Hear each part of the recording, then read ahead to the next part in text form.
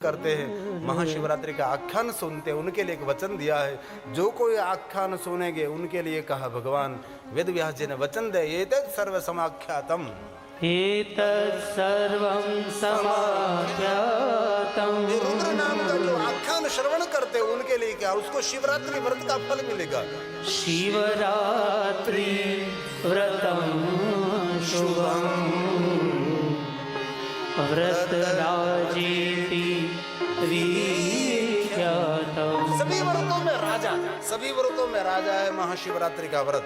व्रत राजेति विख्यातम किमन्यस्रो तुमीच्छसि,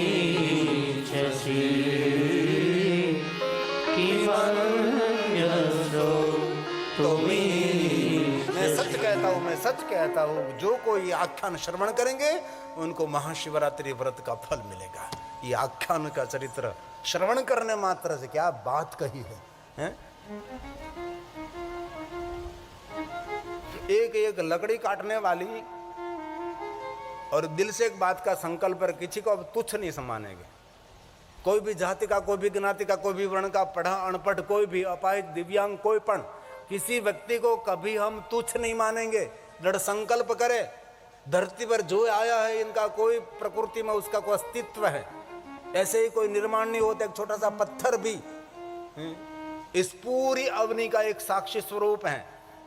इसलिए आज से किसी को तुच्छ न माने, दूसरे समाज को तुच्छ न माने। मैंने बहुत इस गांव में रहकर मैंने देखा है, दूसरों को तुच्छ मानने वाले लोग। एक कठियान भारा बेचने वाले, लकड़ी का भारा, जंगल में लकड़ी काटने के लिए जाती थी, गुजरान चलाती थी, फटे टूटे कपड़े पहनती थी। हर बहनों को मेरे दिल से एक प्रार्थना है, भाइयों को भी कभी शाक मार्केट में सब्जी खरीदने लेकर जाओ ना, जो बहन दिख रही बैठकर सब्जी बेचती है, मैले गले कपड़े पहने, बाल में कोई ठिकाना नहीं, सूर्य का ताप लेकर इसमें जामठा हो गया, ऐसे शाक भाजी बस बेचती है। क्या यार उनके साथ यार है, उनको आदर के साथ 2 रुपया 1 रुपया ज़्यादा दीजिए, ले बहन तो घर चलाने के लिए सब्जी बेचती है। मुझे भगवान ने सुंदर सब कुछ दिया है। जरूर टीवी खरीदने के लिए जाओ, टेलीविजन खरीदने के लिए जाओ, फ्रिज खरीदने के लिए जाओ, आपके लिए 1000 2000 5000 10,000 की साड़ी खरीदने के लिए जाओ, वहाँ काटो व्यापारी को। लेकिन ये छोटे लोगों के साथ क्या यार माथा कूट कर रहे हो। नाना माणसो बाजार में बेसीने शाकभाजी वेचता હોય, પોતાનું ગુજરાન ચલાવતા હોય। અમારે તમારા સુરતમાં મારા પ્રભુભાઈ છે, ઘણા સમયથી મળ્યો નથી, કદાચ કથામાં બેઠો હોય, શું ખબર મને। પ્રભુભાઈ કે શંકરભાઈ એવું કંઈક નામ, શું નામ ભાઈ કનુભાઈને ખબર ચલો, પ્રભુભાઈ કે શંકરભાઈ નામ, શંકરભાઈ। ઘણા સમયથી આ મળે નહીં એટલે નામે પછી વિસરાય જાય આપણને। તો એ માણસ કેવો ખબર, એમને સોસાયટીમાં કોઈ હુંડલો લઈને શાકભાજી વેચવો કોઈ બેન આવે ને, હુંડલો લઈને, તો એનું પહેલું જ ઘર સોસાયટીમાં, એટલે પહેલાં બોલે બેન આયા આ ટોપલો કેટલામાં દેવો છે? કેમ ભાઈ, હું આ ટોપલાના બધા પૈસા તને આપી દઉં, આજના દિવસે તારા ઘરે તું તારા બાળકો સાથે ને તારા પતિ સાથે રહેવા જતી રહે, આજની દિવસ તાર રજા। એ માણસ આખે આખો ટોપલો શાકભાજીનો ખરીદી લે, અને પછી શું કરે ખબર, આખે આખો ટોપલો શાકભાજીનો ખરીદી લે, ઉપરથી થોડા પૈસા વધારે આપે। આ ગામનો જ માણસ, આમાં કદાચ હોય તો મને ખબર નથી, નામ ભૂલી ગયો હું। તો પછી આખી સોસાયટીમાં પોતાના તરફથી શાકભાજી આપવા જાય, હે આખી સોસાયટી પણ તેને આદર આપે, આખી સોસાયટી તેને પ્રેમ કરે, માન સન્માન આપે। માણસ શું ના કરી શકે। એક નાનકડા શાકના ટોપલામાંથી ટોપ જેવું પુણ્ય તમે પ્રાપ્ત કરી શકો છો, જો આવડત હોય તો। આજથી 35 વર્ષ પહેલા સાવરકુંડલા હું રહેતો હતો, ભાડાના મકાનમાં, અને હજી આપણે એવું જ છે બધું। તો પેલી કાંગસની વેચવા, કાંગસી વેચવા મળે, એ કાંગચીને દાંતિયા ને એમાં બધું બહેનોને બધું આંતે ને એવું બધું ઘણું બધું હુંડલો લઈને નીકળે બેચારે। તો એનું છોકરું તેડીને નીકળે। તો ખરેખર સત્ય કહું છું, અમે એને કહેતા કે બેન તું અહીંયા જમી લે અને તારા છોકરાને મુક્તિ જ અમે રમાડશું, તો આખે સોસાયટી વેચે ના આવે। એ હવાને નીકળે, બપોરે વેચ ત્યાં સુધી એના એક કાંગસિયાણીના છોકરા હું રમાડતો, જા બેટા તું। અમારા ઘરના લોકો રમાડતા, એના છોકરાને અમે લોકો સાચવી લેતા, કારણ કે ખબર છે નિર્ધનતા એ નાનું બાળક હોય, લબડતું હોય, જેને પરોપકાર કરો ને ત્યાં अब गाये रोज आपो दृष्टि में तेज अनोखो, टीपा नाख आंख में तो अनोखो तेज तने मळे।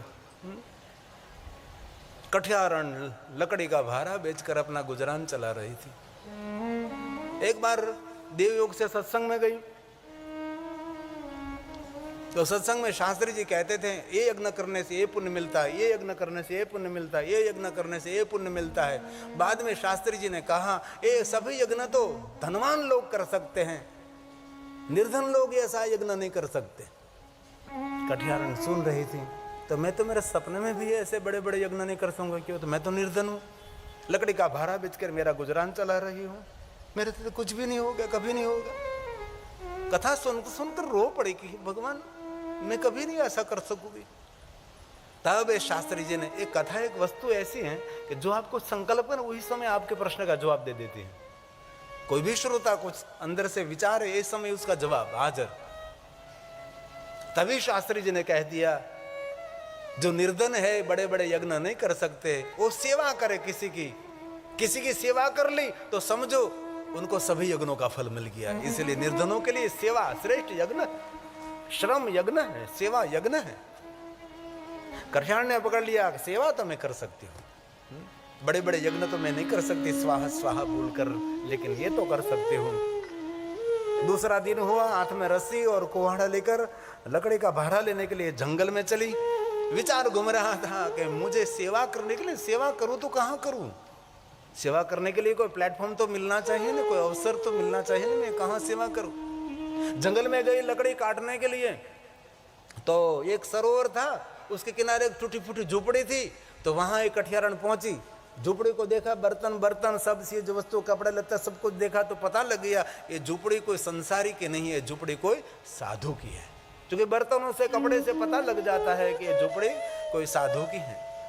तो देखा तो माटली पानी से भरी नहीं थी, खाली थी। माटली साफ कर ली और पानी से भर दी।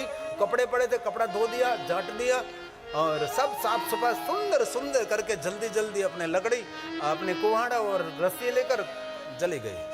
और सुबह का समय था, इसलिए वो महात्मा जी जंगल में चलने के लिए दूर दूर चले जाते थे। चलने के लिए सुबह में जाते थे महात्मा। चलकर आए तो देखा तो कितने सुंदर सेवा की, दिल से आशीर्वाद दिया, उसका मंगल हो, उसका कल्याण हो, जिनने सेवा की। दूसरे दिन, तीसरे दिन ऐसी सेवा रोज रोज होने लगी। तब महात्मा के मन में हुआ कि मुझे अंधार में नहीं देखना चाहिए, कौन है, मैं साधु हूं, ऐसे नहीं देखना। एक दिन चलने के लिए नहीं गए, वृक्ष घटा में छुप गए और आई कठियारण, मैले घले टूटे फूटे कपड़े पहन कर, हाथ में एक कुहाड़ा और रस्सी लेकर, तो जल्दी जल्दी सब कुछ काम करने लगी। कपड़ा धो दिया, बर्तन बांध दिए, आंगन बुहार दिया, सब कुछ। महात्मा जी देख रहे हो कोई कठियारण है, ये सब सेवा कर रही है रोज रोज।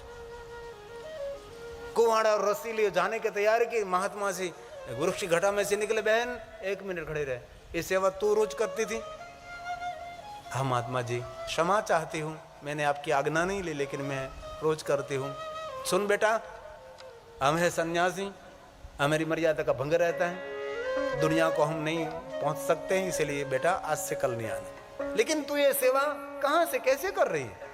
तब एक कठियारण ने कहा, महात्मा जी मैं सत्संग में गई थी तो वहाँ बहुत सारे यज्ञों का वर्णन हो रहा था और शास्त्री जी ने कहा कि बड़े बड़े यज्ञ तो धनपति कर सकते हैं और निर्धन तो कोई कुछ नहीं कर सकता, तो सेवा करे तो सब कुछ, सभी यज्ञों का फल मिलता है, इसीलिए मैं सेवा कर रही हूँ, तो मुझे यज्ञों का फल मिलता है। बेटा यज्ञ का फल चाहिए तुझे, एक काम कर, कल से यहाँ सेवा करने के लिए नहीं आपको आना है, क्योंकि हमारी मर्यादा रहती है।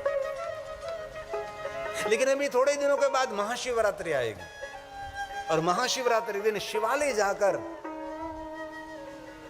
तुझे भगवान को 5 बिल्वपत्र चढ़ाना है।